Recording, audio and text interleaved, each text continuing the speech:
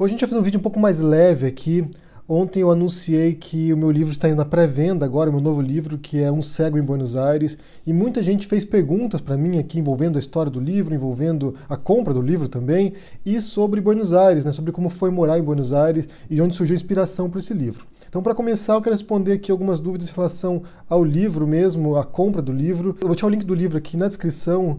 E nesse momento, agora na pré-venda, ele só está disponível na editora e com um desconto lá. Então, se você for agora, você consegue um bom desconto lá na compra do livro. Se você morar no exterior ou quiser e-book, terá que esperar o lançamento na Amazon. Isso depois que o livro já tiver sido lançado. Ou para quem mora no exterior, vocês podem contactar a editora pelo e-mail e passar o endereço para eles fazerem o cálculo do frete para vocês. Depois que for lançado, porque agora a gente está na pré-venda, né? Depois que for lançado, daí ele vai estar disponível nas livrarias virtuais, daí você pode comprar onde você estiver aí no mundo. Então esse é o primeiro ponto. O segundo ponto tem a ver com a publicação, né? Que, como eu disse ontem, a experiência foi muito legal nessa editora, a Cotter Editorial. O editor tem sido incrível, tem feito um trabalho fantástico com a obra. Inclusive, nesse momento, eles estão recebendo originais para avaliação. Então, se você for escritor também, tiver um livro pronto aí, vocês podem contactar a editora também e mandar seu original para ser avaliado para uma potencial publicação. Estes são os dois recados iniciais. Depois, sobre a história do livro, do que se trata esse livro. A história se passa em Buenos Aires, né, como diz o título, e é a história de um ex-professor de filosofia que está numa crise existencial ali, naquele momento de guinada na vida, que ele quer mudar, ele quer viver os seus sonhos, ele não quer mais ficar cumprindo expectativas que os outros impõem sobre ele, então ele resolve largar a profissão dele, larga a família inteira, na verdade, ele abandona tudo para ir para Buenos Aires para poder se tornar um escritor, viver o sonho da escrita. Só que ele chega lá e vê que a realidade não é bem aquilo, né? Ele descobre que Buenos Aires não era aquilo que ele imaginava e também descobre que ser escritor não é também o que ele pensava ser. Ele fica isolado na cidade, ele fica meio que solitário lá e recolhe um cão da rua, recolhe um vira-lata e leva para casa. Então a história, na verdade, é dessa mudança na vida do personagem, dessa guinada na vida dele, das expectativas falsas que ele criou sobre o que é ser escritor, o que é essa independência que ele esperava, essa independência pessoal dele, e como lidar com a solidão. E nesse processo, ao longo da história, ele vai fazendo uma série de reflexões filosóficas sobre o que é a vida, sobre a existência dele. Como ex-professor de filosofia, acaba sendo inevitável. E esse livro aqui reflete muito bem o que eu penso sobre a literatura e a filosofia. Quando eu comecei a escrever ficção, isso faz já 20 anos, o meu objetivo era de poder usar a literatura, de usar a escrita literária, a ficção, como meio de estimular a reflexão filosófica das pessoas. Então, de jogar temas filosóficos, de jogar questionamentos ali dentro, de jogar indagações, para que através da leitura, através do percurso do personagem, da trajetória do personagem, a gente possa chegar a algum tipo de compreensão sobre as coisas. Eu sei que é possível isso, mas a gente possa fazer esse percurso junto com o personagem. E quando eu penso nisso, eu penso em grandes autores que já fizeram isso também, como Dostoiévski, que usa os personagens como contrapontos filosóficos, né? Cada personagem defende uma tese e ao longo da história, através dos diálogos, eles vão tentando chegar a algum tipo de síntese, né? Acho que o Dostoiévski é muito claro perceber isso, mas não apenas ele, o Tolstói também, os russos fazem muito isso, na verdade. O próprio Kafka, que é um autor altamente filosófico, e também outro que eu penso que é minha grande referência no momento, que é o Milan Kundera, que é o autor da Insustentável Leveza do Ser, e que nesse livro em particular você vê uma obra filosófica ali através da literatura. Então é o meu esforço de unir literatura e filosofia, que é uma união que existe há muito tempo, na verdade. Se a gente for pensar, por exemplo, em Platão, os diálogos platônicos, que eram obras para o público em geral, elas são obras literárias, em grande medida. São diálogos, personagens conversando ali, o Sócrates conversando com outros personagens, ou algum outro personagem conversando ali, e através desses diálogos, dessa obra quase dramática, quase teatral, você vai chegando a um ponto filosófico. E o outro autor que, de longe, também é uma grande inspiração para mim, é o Jorge Luis Borges, né, o autor argentino, que tem a ver com o tema dessa obra. Essa obra minha, Um Cego em Buenos Aires, tem tudo a ver com o Borges. Algumas pessoas apontaram essa referência ali, né, tanto do título, mas a obra é toda borgiana, gente. O personagem, ele é um leitor do Borges, ele vai para Buenos Aires por causa do Borges, para tentar recriar a experiência de morar em Buenos Aires e talvez buscar um pouco a essência da obra do Borges. E essa é uma das frustrações dele, mas isso aqui vocês têm que ler o livro.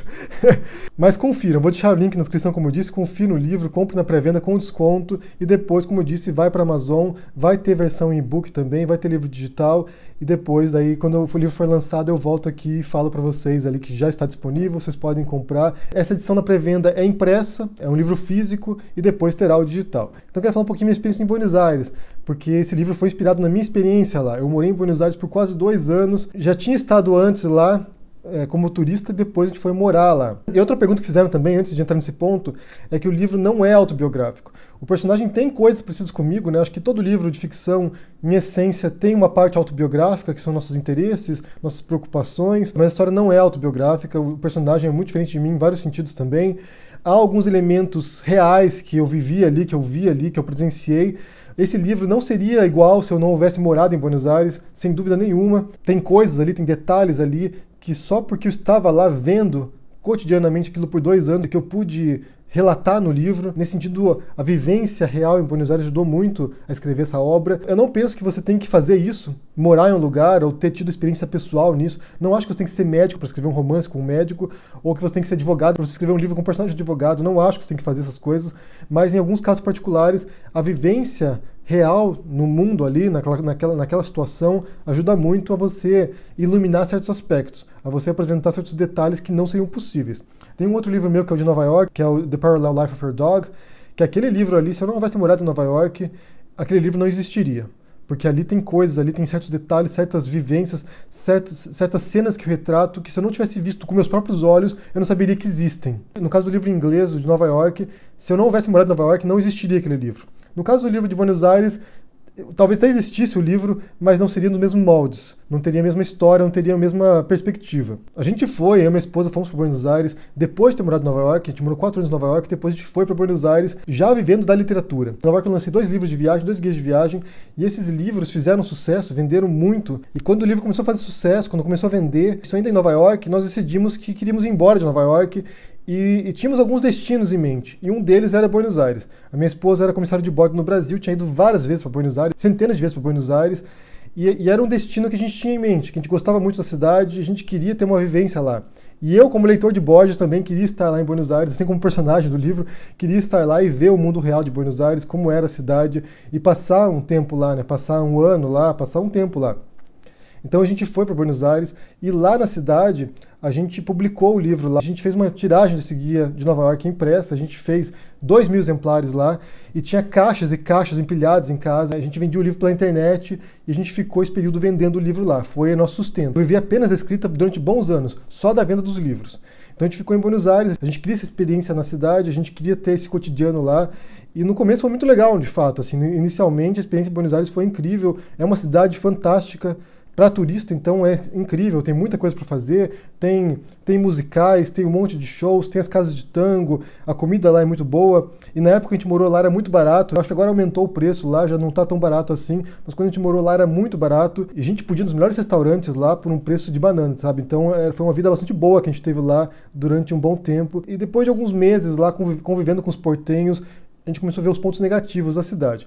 Então, assim, o livro foi uma reação às coisas boas e negativas que a gente viu em Buenos Aires. Alguém comentou ali que mora em Buenos Aires e que acha que os portenhos são muito educados. Não foi nossa experiência, gente, não foi nossa experiência.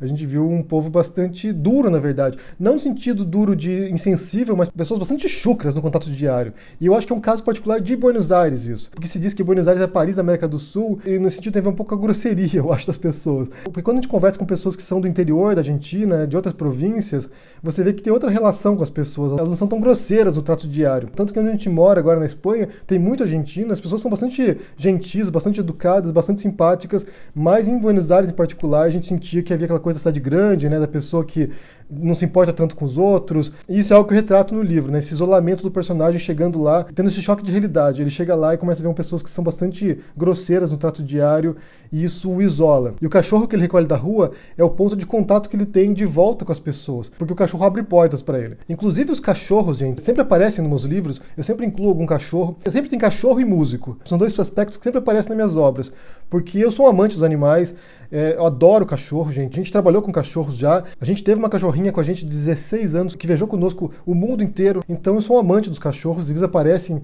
nos livros sempre que possível, principalmente porque os cachorros são muito leais, eles não vão te apoiar lá pelas costas, diferente dos seres humanos. Tem cachorro nesse livro, tem cachorro em vários outros livros meus também, e eles aparecem sempre. E um ponto que eu quero observar também aqui sobre Buenos Aires, sobre os argentinos em geral também, isso não chega a aparecer no livro tanto, mas são perspectivas pessoais minhas. Primeiro tem a ver com a relação deles com a cultura deles, né? Como é um povo que gosta de ler, um povo que consome cultura, que se preocupa com isso. Em Buenos Aires tem centenas e centenas de livrarias. Na rua perto onde a gente morava, que é a Correntes, quando você começa a caminhar por ali, tem uma livraria atrás da outra, tem uma porção de sebos. Então, assim, eles têm uma relação com a leitura. Eu me lembro de um caso, inclusive, quando começou a crise nos anos 2000, lá em 2000, que eles tinham umas feiras de troca, de fazer escambo, né? Porque eles não tinham dinheiro mais, então eles faziam escambo. Quem tinha um produto levava lá e trocava por outros. E um item essencial que eles levavam para consumir lá, para trocar, eram os livros. Então eles têm uma grande relação com a literatura deles, com os grandes autores deles, valorizam muito o Borges, o Cortázar, o Ernesto Sábato, o Arlt.